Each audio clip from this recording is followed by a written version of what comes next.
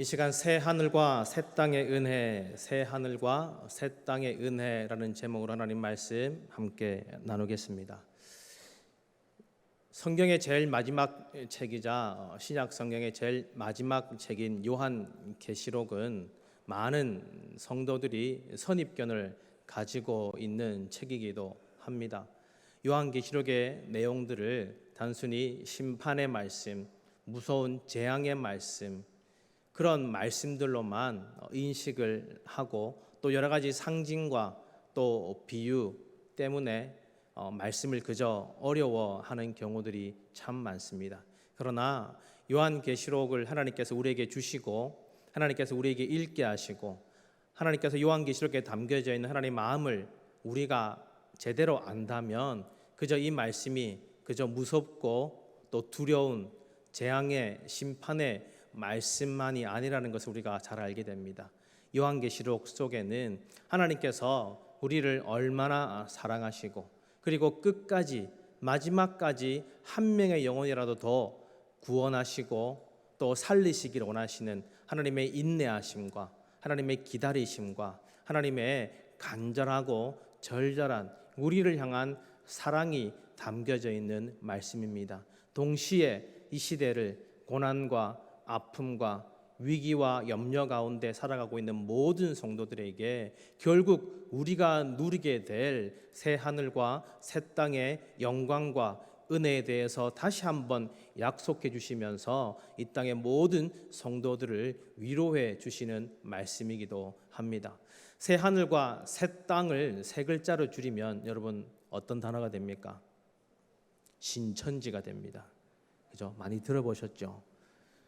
만약에 주보에 설교 제목에 새 하늘과 새 땅의 은혜라고 나가지 않고 신천지의 은혜라고 나간다고 생각해 보십시오. 신학적으로 예배학적으로 아무런 문제는 없습니다. 근데 여러분 느낌이 어떻습니까? 위 목사님도 안 계신데 부목사가 올라가서 설교하는데 신천지의 은혜 그러면 다 갸우뚱하실 겁니다. 새 하늘과 새 땅이라는 발음보다는 확실히 신천지라는 발음이 우리가 발음하기에도 읽기에도 더 좋은 것이 사실입니다. 그러나 많은 이단들은 성경에서 좋은 단어들, 은혜되는 단어들은 쏙쏙 뽑아서 자기네들 교리에 맞게 끼워 맞춰서 많은 사람들을 미혹합니다. 오늘 이 새 하늘과 새 땅의 은혜, 요한계시록에서 오늘 본문에서 말씀하시는 새 하늘과 새 땅의 은혜가 어떤 것인가? 우리가 소망하는 천국은 장차 우리가 이 땅에서 생명이 다 했을 때 하나님께서 부르셨을 때 우리가 그때 영원히 거할 나라이기도 합니다. 그러나 하나님께서 우리에게 허락하신 천국의 은혜는 단지 이 땅에서 삶이 다 끝나고 마친 이후에 누리게 되는 그런 은혜가 아니라 지금 오늘 우리가 살고 있는 이곳에서 누려야 할 하나님의 나라이고 하나님의 은혜이기도 합니다. 그렇기 때문에 오늘 이 새 하늘과 새 땅의 은혜는 장차 나중에 먼 미래에 언제가 될지 모르지만 그날에 대한 은혜가 아니라 오늘 지금 이곳 이 땅에서 살아가고 있는 우리에게 주시는 하나님의 은혜인 것입니다. 그러면 오늘 본문 말씀을 통해 하나님께서 우리에게 주시는 새 하늘과 새 땅의 은혜가 어떤 것이냐면 첫 번째는 회복의 은혜입니다. 오늘 본문에서 하나님은 사도 요한에게 두 가지 환상을 동시에 보여주십니다. 1절에서 또 내가 새 하늘과 새 땅을 보니 이렇게 시작한 말씀이 2절에서 뭐라고 기록합니까? 2절 말씀 이렇게 기록합니다. 또 내가 봄에 거룩한 성 새 예루살렘이 하나님께로부터 하늘에서 내려오니 그 준비한 것이 신부가 남편을 위하여 단장한 것 같더라. 아멘. 새 하늘과 새 땅을 하나님께서 보여주신과 동시에 요한에게 거룩한 성 새 예루살렘을 보여주고 계십니다. 그런데 그 거룩한 성 새 예루살렘의 모습이 마치 어떤 모습이냐면 신부가 신랑을 위해 단장한 것 같더라 그렇게 말씀합니다. 새 하늘과 새 땅에 있는 거룩한 성 예루살렘은 곧 어린 양의 신부를 뜻합니다. 다시 말하면 새하늘과 새 땅에서는 지금처럼 눈에 보이는 성전이 있는 것이 아니라 어린 양의 신부가 있는데, 그 어린 양의 신부가 곧 이 시대 저와 여러분, 바로 우리입니다. 그러면 신랑은 누구십니까? 예수 그리스도시죠. 하나님께서 이 새하늘과 새 땅을 보여주시면서 우리가 거룩한 성 예루살렘에 대해서 그곳에 있을 것인데, 그곳은 신랑 대신 우리 주님을 신부된 우리가 만나는 곳이라, 그런 뜻입니다. 새하늘과 새 땅의 은혜는 죄로 인하여서 만날 수 없었고 갈라졌던 주님과 우리가 다시 하나 되는 그런 은혜입니다. 신랑 대신 예수 그리스도께서 신부 대신 우리를 만나주시고 하나 되는 것은 곧 그것이 회복의 은혜입니다. 신랑과 신부의 그런 혼인잔치를 통해서, 그런 모티브를 통해서 우리가 하나 될 때, 예수 그리스도와 하나 될 때 우리의 삶의 모든 문제와 아픔이 회복의 역사가 시작되는 것입니다. 여러분, 우리의 모든 삶의 문제와 우리의 모든 아픔이 우리 주님을 만나면 해결되는 줄로 믿습니다. 회복되는 줄로 믿습니다. 우리의 모든 염려와 고난과 슬픔과 눈물도 우리 주님께서 내 신랑 되어주시고 내가 주님의 거룩한 신부가 될 때, 그때 주님께서 책임져 주시고 해결해 주시고 회복시켜 주시는 줄로 믿습니다. 에덴 동산에서, 성경의 처음 내용이 그런 내용이잖아요. 하나님께서 에덴 동산을 만드시고 아담과 하와를 만드시고 그곳에서 영원히 하나님과 온전한 교제 가운데 기쁨을 누리기 원하셨습니다. 그것이 성경의 시작 부분입니다. 그런데 죄로 인하여서 하나님과 그 관계가 깨어지고 말았습니다. 그런데 하나님께서는 혼인잔치를 통해서 다시 그 관계를 회복시키시겠다. 우리가 신부가 되어서 다시 신랑 되신 주님을 만나게 하시는 것이 오늘 성경의 마지막 즈음에 기록되어져 있는 말씀입니다. 다시 말하면 성경의 처음과 끝이 이런 모티브로, 이런 의미로 기록되어져 있다라는 겁니다. 하나님과 우리와의 관계가 죄로 인하여서 깨어질 수밖에 없었지만, 그래서 모든 눈물과 슬픔과 아픔을 도저히 해결할 수 없는 지경에 이르렀지만, 하나님께서 마지막의 때에 반드시 그 신랑과 신부가 다시 하나 되게 하시는 혼인잔치를 통하여서 우리 모든 아픔을, 문제를 해결하시고 회복시켜 주시겠다고 하신 하나님의 의지가 담긴 말씀인 것입니다. 그래서 여러분, 예수님께서 공생애를 시작하시면서 제일 먼저 이적을 일으키신 곳과 그 내용이 뭔지 다 아시죠? 요한복음 2장에 보면 예수님께서 가나의 혼인잔치에서 포도주를 물로 바꾸시는 이적을 행하셨는데, 이것이 예수님께서 공생애를 시작하신 이후에 제일 처음으로 행하신 이적입니다. 성경의 처음과 마지막, 그리고 예수님께서 이 땅에서 그 구원 사역과 공생의 사역을 시작하는 그 장면까지도 신랑과 신부가 하나 되는 이런 결혼, 혼인 잔치의 이야기들 통해서 이루어가고 있다라는 것입니다. 예수님께서 그 혼인 잔치에 초대돼서 가보니 하필 포도주가 떨어졌습니다. 여기서 포도주는 술의 개념이 아니라 기쁨의 상징적인 개념입니다. 그래서 잔치집에 포도주가 떨어졌다라는 것은 그 잔치의 기쁨이 중단되었다라는 것을 의미합니다. 이것은 하나님께서 처음에 에덴 동산을 만드시고 아담과 하와와 함께 누리고 또 계획하셨던 그 기쁨이 중단되어 버린 것과 같은 의미를 가지고 있습니다. 그래서 거기에 지금 우리 신랑 되신 예수님께서 계신 것입니다. 그리고 다시 포도주를 만드시고 채우심으로 중단되어지고 끊어졌던 그 기쁨을 회복시켜 주시는 것입니다. 이 사건이 뭘 말해줍니까? 예수님께서 바로 이 일을 하시기 위해서 이 땅에 오셨다라는 겁니다. 예수님의 어머니는 아들에게 이 혼인잔치에 포도주가 떨어졌다는 사실을 알리면서 당장 이 포도주를 해결해 주기를 원하셨습니다. 그러나 예수님의 대답은 무엇이었습니까? 여자여, 아직 내 때가 아닙니다. 어머니 입장에서는 섭섭할 수도 있었겠죠. 당황스러울 수도 있었겠죠. 그러나 예수님께서는 지금 이 곳에서 어떤 역사를 이루어 나가시고 무엇을 보여줘야 할지를 분명히 알고 계셨습니다.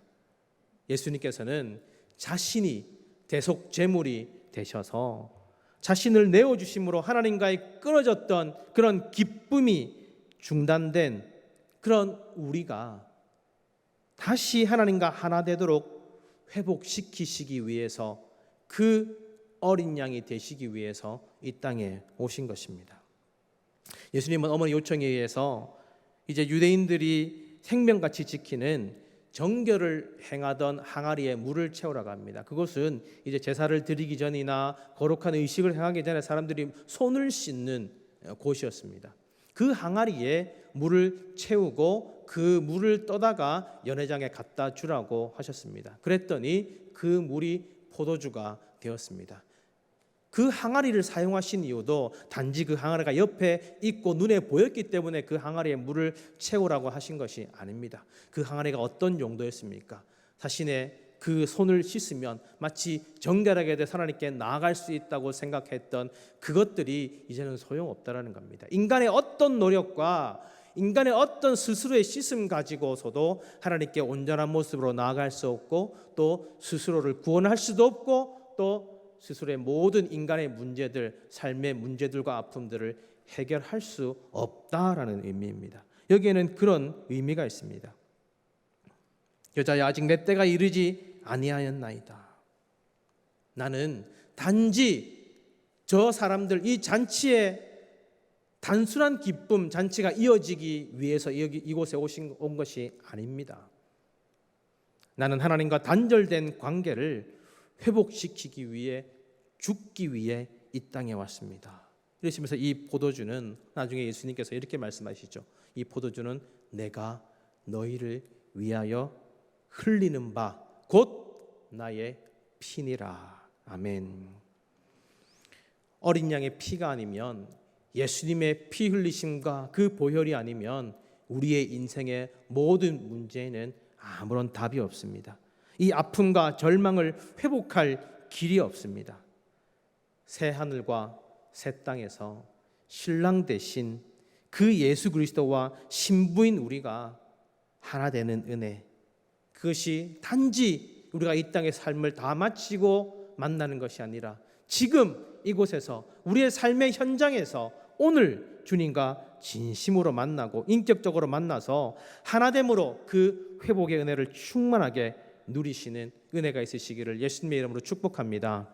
아멘. 두 번째, 새하늘과 새 땅의 은혜는 함께 하심의 은혜입니다. 3절 말씀 다 같이 읽겠습니다. 3절 말씀 우리 함께 읽어보겠습니다. 내가 들으니 보좌에서 큰 음성이 나서 이르되 보라 하나님의 장막이 사람들과 함께 있음에 하나님이 그들과 함께 계시리니 그들은 하나님의 백성이 되고 하나님은 친히 그들과 함께 계셔서 아멘. 여기서 함께라는 단어가 이 한 절 속에 3번 등장합니다. 하나님께서 함께 해주시겠다고 하시는 말씀은 단지 내가 너와 같은 공간에 있을 것이다, 너 옆에 있을 것이다, 이런 의미를 뛰어넘는 것입니다. 예수님께서 하나님께서 우리와 함께 하시겠다고 하시는 말씀은 우리에게 강한 소유권을 주장하시고 선포하시는 말씀입니다. 너는 내 것이다, 이런 뜻입니다. 하나님께서 우리와 함께 계셔서 우리를 소유하시는 그 의미가 그러면 도대체 뭡니까? 왜 소유하시고 왜 함께 하십니까? 4절 말씀에 담겨져 있습니다.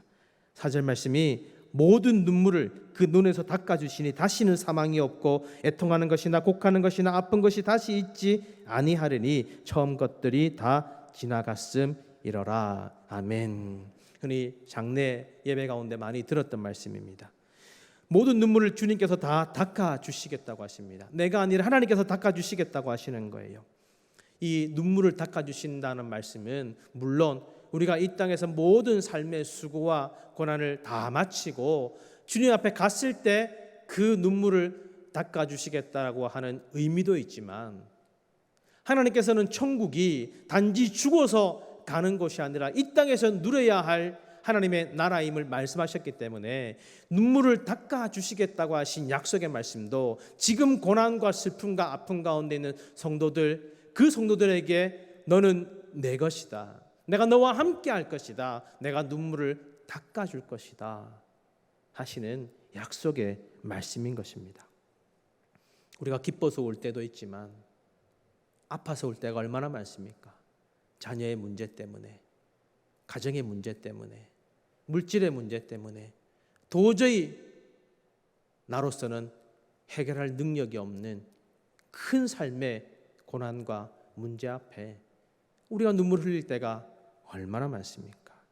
나름대로 열심히 했는데, 나름대로 수고하고 애썼는데 원하는 결과는 고사하고 더 어려운 상황들로만 우리 앞에, 우리 눈에 그것들이 보일 때 도대체 우리는 어떻게 해야 됩니까?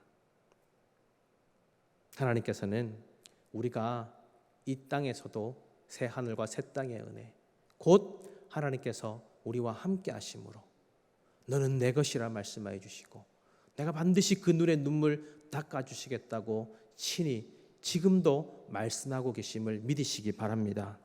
예수님께서 하신 이 일이 그 일이에요. 예수님께서 하신 모든 일은 예수님과 지금 만나고 예수님과 함께하는 모든 사람들이 장착할 하나님의 나라를 먼 미래의 일이 아니라 지금 예수님과 함께 이곳에서 누리기를 원하신 것입니다. 그것을 경험하기를 원하셨습니다. 그래서 예수님께서 누가복음에 보면 울지 말라고 하신 사건이 세 군데 나옵니다. 예수님께서 울지 말라고 하신 그 말씀은 단순히 그냥 이제 그만 울어라, 그만하면 됐다, 이런 말씀이 아닙니다. 우리가 장례식장 가서 슬픔 가운데 유가족들을 위로할 때 진심으로 얘기합니다. 이제 그만 울어라, 살 사람은 살아야 되지 않겠나, 그 말도 맞습니다. 진심으로 위로하는 말입니다. 그러나 사람이 울지 말라고 하고 사람이 하는 위로는요 한계가 있습니다.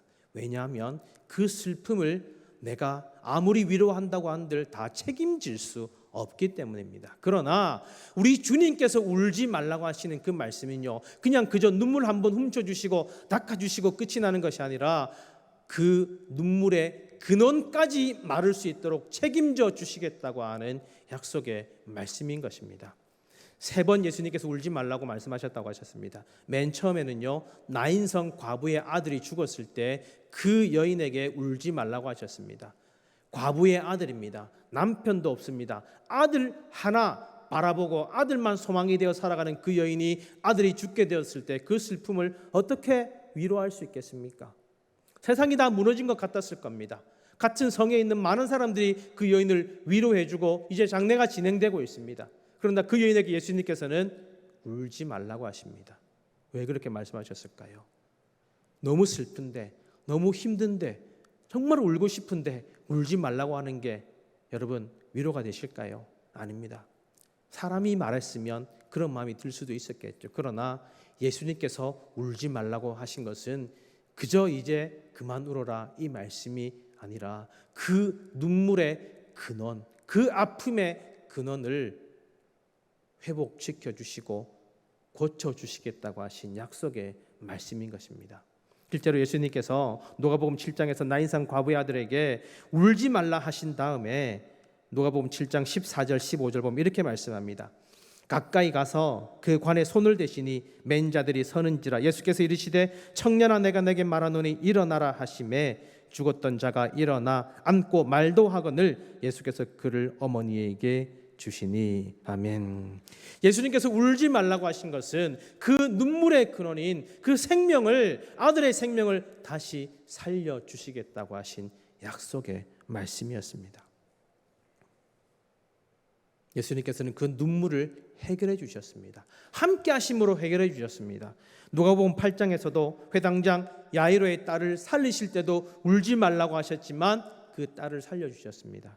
누가복음 23장에서 예수님께서 십자가에 달리신 그 상황 가운데 여인들이 예수를 보고 우는 여자들을 향해서 울지 말라고 하셨습니다. 왜 울지 말라고 하셨습니까? 슬퍼하지 말라고 하신 것이 아닙니다. 나는 죽는 것 같지만 다시 살아나고 부활할 것을 그들이 알라고 울지 말라고 하신 것입니다.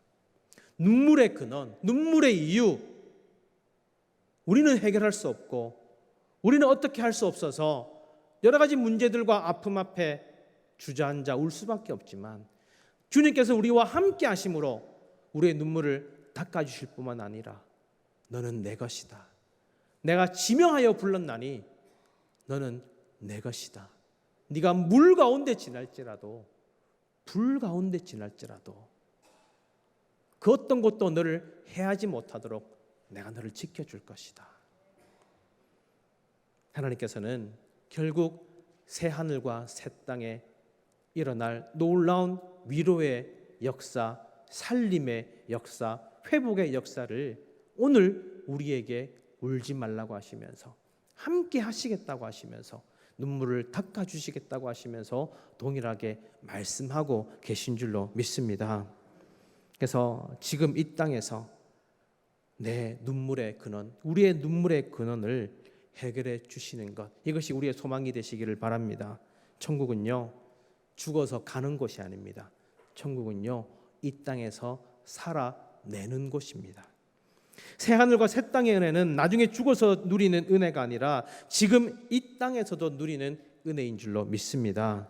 그래서 우리 하나님께서는 이 땅에 여러 가지 이유로 눈물 흘릴 수밖에 없는 우리의 인생, 답답하고 억울하고 속상하고 염려되는 여러 문제들 앞에 있는 우리 모든 성도들의 눈물의 근원을 말려주시기를 간절히 소원합니다. 나인성 과부의 눈물을 닦아주시고 야이로의 딸을 살려주시고 예수님의 그 죽음 앞에 눈물 흘리던 여인들에게 부활을 선포하시면서 회복시켜 주시고 눈물을 기쁨으로 바꿔 주신 그 하나님께서 오늘도 우리에게 동일하게 울지 말라 말씀하시며 우리의 눈물 닦아 주시고 책임져 주시는 은혜가 충만하시기를 예수님의 이름으로 축복합니다. 세 번째 새 하늘과 새 땅의 은혜는 평강의 은혜입니다. 8절 전반 8절 말씀 보면 이렇게 말씀합니다. 그러나 두려워하는 자들과 믿지 아니하는 자들과 흉악한 자들과 살인하는 자들과 음행하는 자들과 점술가들과 우상 숭배자들과 거짓말하는 모든 불과 유황으로 타는 못에 던져지리니 이것이 둘째 사망이라. 아멘. 두려워하는 자들은 둘째 사망을 당할 것이라고 합니다. 왜 두려워합니까? 스스로 죽음을 해결할 길이 없기 때문입니다. 모든 문제를 해결할 방법이 없기 때문입니다. 믿음 없이 사는 것은 두 번 죽는 것과 마찬가지입니다. 구원받지 못한 인생은 두 번 죽는 것입니다. 그러나 우리는 이미 십자가 앞에 한 번 죽었기 때문에 다시 죽지 않는 줄로 믿습니다. 예수님께서 뭐라고 말씀하십니까? 무릇 살아서 나를 믿는 자는 영원히 죽지 아니하리라. 아멘. 여러분, 우리가 살아있을 때 십자가 앞에서 죽으면 다시는 죽는 일이 없습니다. 우리는 이미 이 땅에서 새 하늘과 새 땅을 누리기 때문에 사망을 두려워하지 않는 것입니다. 죄와 죽음의 문제가 해결되지 않는 한 아무리 많이 가지고 많이 배우고 부족함이 없이 산다고 한들 온전한 평안을 누릴 수가 없는 것입니다. 둘째 사망이 우리에게 없다라는 것, 우리가 해결할 수 없는 문제들을 주님께서 온전히 해결해 주신다라는 것, 가장 근본적인 문제까지 주님께서 해결해 주신다고 하시는 약속의 말씀을 우리가 믿고 듣고 확신할 때 우리는 온전한 평안 가운데 거할 수 있습니다. 예수님이 돌아가신 이후에 숨어서 두려워 떨고 있는 그 제자들에게 예수님께서 부활하신 이후에 예수님 제자들을 만나시고 제일 처음에 하신 말씀이 뭡니까? 너희에게 평강이 있을지어다. 아멘. 유대인들에게 잡히면 어떡하나? 제자들은 지금까지도 여전히 죽음의 문제를 해결하지 못하고 두려움 가운데 있을 수밖에 없었습니다. 그러나 그들이 부활하신 주님을 만났을 때 그들은 온전한 평강을 누릴 수 있었던 것입니다. 오늘 동일하게 우리 주님께서 우리에게 말씀하십니다. 너희에게 평강이 있을지어다. 아멘. 어쩔 수 없이 자녀 때문에, 물질 때문에, 건강 때문에 걱정하고 아직 일어나지도 않은 수많은 일들 때문에 염려하고 걱정하지만 그것 때문에 두려워하지 말라고 오늘도 말씀하십니다. 그러나 우리 주님은 그냥 말로만 하시는 것이 아니라 두려워하지 말라고 그렇게 하시는 것이 아니라 샬롬을 선포하시는 거예요. 우리가 샬롬 그렇게 인사 많이 합니다. 축복합니다. 그런데 이 히브리인들의 인사, 그리고 우리가 자주 하는 샬롬의 인사는 마냥 기쁘고 즐겁고 그런 인사가 아닙니다. 우리 주님께서 우리에게 샬롬을 선포하시기 위해서 피 흘리셨습니다. 샬롬의 평강, 그 안에는 우리 예수님의 피 흘림이 담겨져 있다는 사실 여러분들 반드시 기억해야 됩니다. 이사야 53장 5절에서 어떤 기록 있습니까? 그가 찔림은 우리의 허물 때문이요, 그가 상함은 우리의 죄악 때문이라. 그가 징계를 받음으로 우리가 평화를 누리고 그가 채찍에 맞음으로 우리는 나음을 받았도다. 아멘. 여러분, 주님의 피 흘리심으로, 찢기심으로, 물과 피를 다 쏟으심으로 우리에게 평강을 주셨습니다. 사실 내가 피 흘려야 했고, 사실 내가 찔려야 했고, 사실 내가 죽어야 할 그 자리에 우리 주님께서 대신 고난당하시고 죽어주심으로 우리에게 평강을 허락해 주셨습니다. 샬롬은 마냥 행복하고 평화로운 것만을 의미하는 것이 아닙니다. 주님의 피 흘리심이 우리에게 샬롬의 평강을 주신다라는 것을 반드시 기억해야 됩니다. 우리의 근본적인 두려움은, 그 모든 두려움을 물과 피를 다 쏟으시면서까지 해결해 주신 그 평강이 늘 충만하시기를 예수님의 이름으로 축복합니다. 말씀을 맺겠습니다. 주님께서 우리에게 그렇게 평강을 주셨는데, 자신의 모든 것들을 다 쏟으시면서 우리를 살려주시고 우리를 구원해 주셨는데, 우리는 조금만 힘들면 불평합니다. 조금만 어려우면 포기합니다. 작은 말에도 쉽게 상처받고 믿음조차 저버립니다. 조그만 일에도 어찌할 줄 몰라 주저앉아 걱정하고 두려워합니다. 우리를 어떻게 살리셨는데, 우리에게 어떻게 평강을 주셨는데 우리가 그런 모습이면 우리 주님께서 얼마나 마음 아파하시고 얼마나 억장이 무너지시겠습니까?